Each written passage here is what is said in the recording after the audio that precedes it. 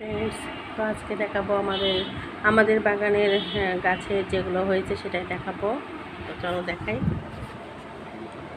এই যে আনারস কেটে রেখেছি, গাছে আনারস হয়েছিল বাগানে।